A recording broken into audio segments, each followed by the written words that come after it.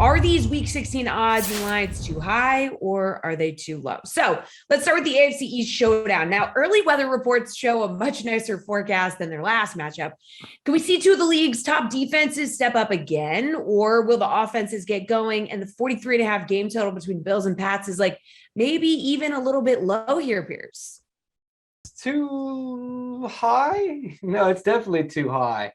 Let's give some respect to these defenses. I understand that the Patriots allowed 27 points last week, but if you look closely, 7 came on a block punt. Another 7 was a 67-yard touchdown run at the end of the game. The Patriots did give up a solid drive in the first quarter, but the rest of the game, the Patriots defense did what the Patriots defense typically does, played pretty well. I know Buffalo is out without Tre'Davious White, but New England isn't really a team that's set up to take advantage of that. New England has a good passing attack, but they're not really an elite passing attack that's going to be able to exploit this. So otherwise, I mean, the Buffalo defense is going to be fine. And who knows what the weather's going to be like. I'm sure it won't be that great. So give me the under.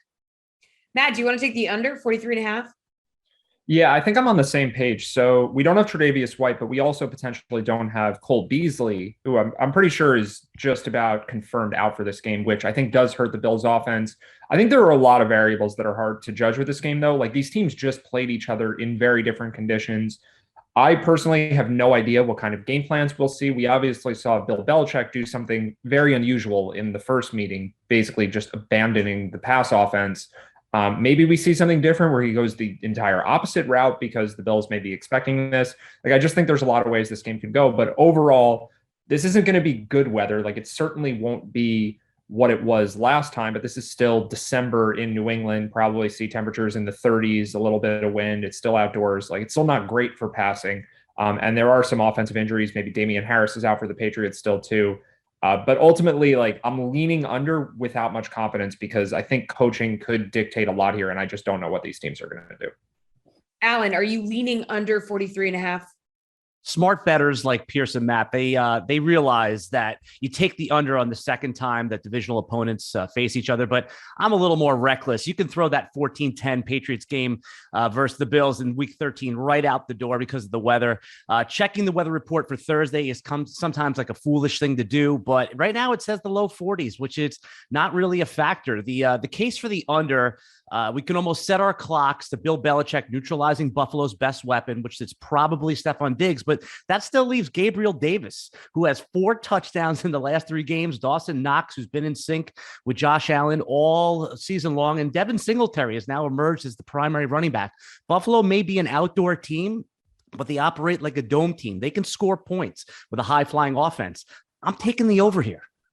All right, Tyreek Hill and Travis Kelce are on the COVID list right now for the Chiefs, but they're still favored by 7.5 over the Steelers. Like, is that spread too high with the Chiefs' top receivers possibly out, Matt? So it depends if they actually play. This is a little bit of like the way that NBA betting tends to work, where lines are priced in a spot without knowing either way, and it's kind of just like a midpoint. So to me, the 7.5 is set for the uncertainty of Hill and Kelce. And I think if they play, we see the spread come up. And in that case, yeah, it's too low because those guys are in. But if they don't play, 7.5 is too high. I just don't think this Chiefs offense is going to be very good. I mean, Patrick Mahomes has had an inconsistent year. I think he's still a good quarterback for sure, but you basically just take away all of his weapons in that scenario. And I think we will see the spread drop below a touchdown in that case. So if those guys are out, 7.5 is way too high. I think the line comes in around 5 or 6 in that case. Alan, what do you think? I think the opening line for this was around 10, but for obvious reasons, nobody got their money down on that one. It dropped to 7.5 for all the reasons Matt just talked about. Mike Tomlin's a really good coach, and I expect the Steelers to show up. Mahomes had his breakout game of sorts last week with that 403, but Mahomes is, last year was over 8 yards per attempt. This year he's 7.3. Still doesn't look right to me. That could be a function of the umbrella defenses that we've seen teams play this year, but a non-quarterback skill player rarely moves the line more than a point. But if both Kelce and Hill don't suit up, that could be the Jenga piece that topples this whole thing. I'm taking the points in Pittsburgh. All right, Pearce, what are you doing here?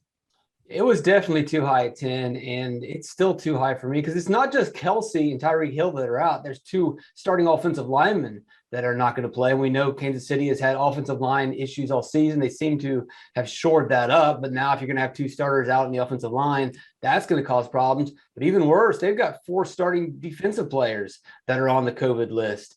And we know that the strength of that team has not necessarily been the offense or Hill or Kelsey. It's been that defense has absolutely been shutting teams down for the last 2 months.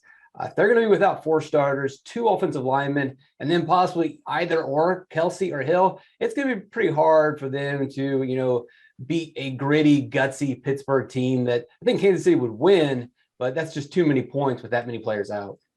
All right, Eagles coming off a Tuesday night win against Washington. They're 10-point favorites at home against a Giants team who beat them 13-7 their last matchup. Is 10 points too many for a Philly team that's short on rest, Alan? The Mike Glennon Giants were barely an NFL team, and now they're turning it over to Jake Fromm for his first ever NFL start. And who knows? He could be the next Gardner Minshew, but I'm not going to project that. The Eagles do look like a borderline playoff team at best, though, and they always seem to struggle against the Giants, and they're coming off that extra short week. I'm taking the 10.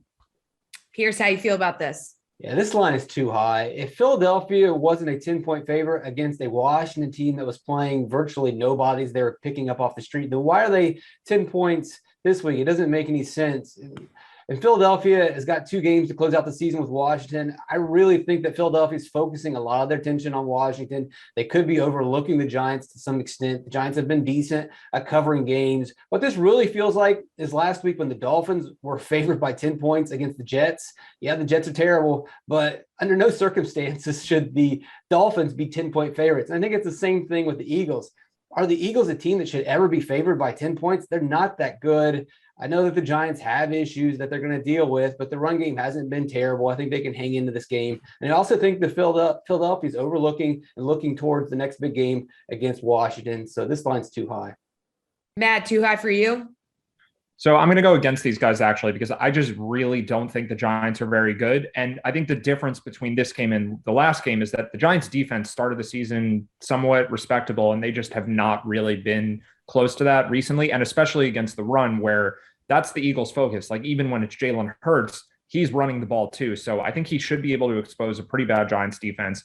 I think Jake Fromm is probably going to have some problems. And yeah, I'm in New Jersey right now, so I hope none of these Giants fans are too close to me listening to me say this, but I think the Eagles probably win this game by 2 touchdowns or more. And we'll be giving out your address in no, I'm just kidding. All right, Rams on the road, favored by 2.5 points against Minnesota. Vikings are in that 7th seed as of right now, but with the Rams fighting for the division, is the 2.5 point spread a little low, Pierce? It feels like a trap, but I will say that it is too low. And the reason why it's a trap is you just don't know which Vikings team is going to show up. More specifically, you don't know which Kirk Cousins is going to show up. The bad Kirk Cousins showed up against the Bears, but then a couple of weeks ago against the Green Bay, you like that guy, and he exploded against Green Bay. So do we get good Kirk Cousins? If we do, then it's too high. But I'm going to lean towards an average to bad Kirk Cousins playing. And even if you set that aside, the Rams look good. We know that the Rams had some issues for a couple of weeks with their offensive line, and Matthew Stafford was making some mistakes. They seem to have fixed that. They did struggle the other night during the first half, couldn't convert on 3rd and long. Well, the best way to deal with 3rd and long is be better on 1st and 2nd down. And they were in the second half. They scored 17 points in the second half as opposed to 3 in the first half. The Rams are just fine. Not a lot of question marks there. So I'll trust the Rams and that this line is too low. Matt, are you trusting the Rams in this spot? Kind of. I think to Pierce's point, yeah, we never really know what we're going to get from the Vikings. I think more often than not, the Vikings are able to play well enough to keep this game close. And I just wanted to double check this line because with the -2.5 with the Rams, you do have to lay -125. This line is like pretty much 3 because you're getting +105 on the +2.5 on the Vikings side. So with those numbers, like 2.5 seemed like the right line to me, but with plus money on it from the Vikings, like that's probably where I'm leaning. I do think the Vikings are an average-ish, maybe slightly above average team. They're just wildly inconsistent, like Pierce said. So my gut feeling here is to take the points. The Rams are on a short week too. We mentioned it with the Eagles, but the Rams also they played the Tuesday game, so they don't have a lot of time to prepare for this either. They're going into Minnesota. I think it sets up well for the Vikings to cover. I don't know if they win, but I think this line might actually be a little too high. Alan, what do you think? Matt, by the way, Jesse almost doxed you before. You got to be count your blessings there. Yeah. The Vikings usually make it a game no matter who they're playing. They seem to play the best teams pretty competitively and wilt to the average teams. We just talked about it, about the short week for the Rams. And I like it better when it was 3, but the Vikings are a strong money line underdog this week because I could easily see them winning the game. I'll take the 2.5 points. And, the 2.5, 3, it doesn't seem like that traditional 3-point home field advantage really it matters anymore with people using drunk analytics to go for 2, not to go for 2. So again, I just like the Vikings to win this game outright.